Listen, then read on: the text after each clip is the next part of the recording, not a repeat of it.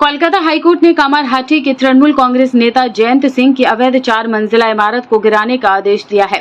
यह इमारत आर्यादेह के प्रताप रुद्र लेन में स्थित है, जिसे एक तालाब को पाटकर और बिना किसी वैध अनुमति के बनाया गया था।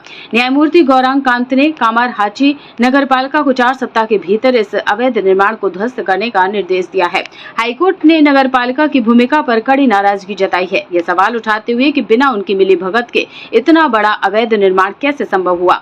न्यायालय ने टिप्पणी कि ऐसे अवैध निर्माण सभ्य समाज के लिए एक गंभीर बोझ हैं और इन्हें नगरपालिका की मिलीभगत के बिना नहीं बनाया जा सकता। कामारहाटी नगरपालिका ने अदालत से अधिक समय की मांग की, यह कहते हुए कि उनके पास इतनी बड़ी इमारत को गिराने के लिए आवश्यक संसाधन नहीं है। हालांकि न्यायालय ने स्पष्ट किया है कि पहले 2 मंजिलें गिराएं, फिर समय बढ़ाने की मांग की। यह मामला पिछले साल सामने आया था, जब जयंत सिंह और उनके सहयोगियों पर आर्यादेह में एक कॉलेज छात्र और उसकी वहां पर हमला करने का आरोप लगा था। इस घटना के बाद जयंत सिंह की अवैध संपत्ति और स्थानीय प्रशासन के साथ उनके संबंधों की जांच शुरू हुई। इस आदेश के तहत कामारहाटी नगरपालिका को 4 सप्ताह के भीतर इमारत को गिराने और अदालत में रिपोर्ट पेश करने का निर्देश दिया गया है। न्यायालय ने यह भी स्पष्ट किया है कि यदि आवश्यक कार्रवाई नहीं की गई तो संबंधित अधिकारियों के खिलाफ सख्त कार्रवाई की जाएगी। पूरे दिन भर क्या किया, कभी कांग्रेस, कभी बीजेपी, कभी टीएमसी, दिन भर लगा रहता है भैया। हाँ, न्यूज देखते देखते इस समय आ गया भाई साहब, अपना व्यापार खड़ा करना है, अपने बिजनेस को बड़ा करना है। चालू करिए अपने कपड़े का व्यापार, हमारे साथ में कंपनी वेट कर रही है इतना सारा आइटम लेकर के। अभी का भी कॉल करिए।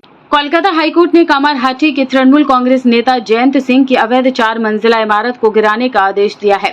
यह इमारत आर्यादेह के प्रताप रुद्र लेन में स्थित है, जिसे एक तालाब को पाटकर और बिना किसी वैध अनुमति के बनाया गया था। न्यायमूर्ति गौरांग कांत ने कामारहाटी नगरपालिका को 4 सप्ताह के भीतर इस अवैध निर्माण को ध्वस्त करने का निर्देश दिया है। हाईकोर्ट ने नगरपालिका की भूमिका पर कड़ी नाराजगी जताई है। ये सवाल उठाते हुए कि बिना उनकी मिलीभगत के इतना बड़ा अवैध निर्माण कैसे संभव हुआ। न्यायालय ने टिप्पणी कि ऐसे अवैध निर्माण सभ्य समाज के लिए एक गंभीर बोझ हैं और इन्हें नगरपालिका की मिलीभगत के बिना नहीं बनाया जा सकता।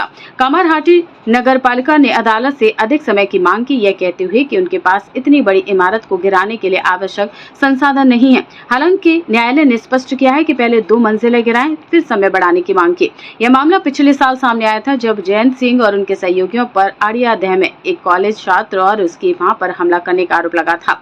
इस घटना के बाद जयंत सिंह की अवैध संपत्ति और स्थानीय प्रशासन के साथ उनके संबंधों की जांच शुरू हुई।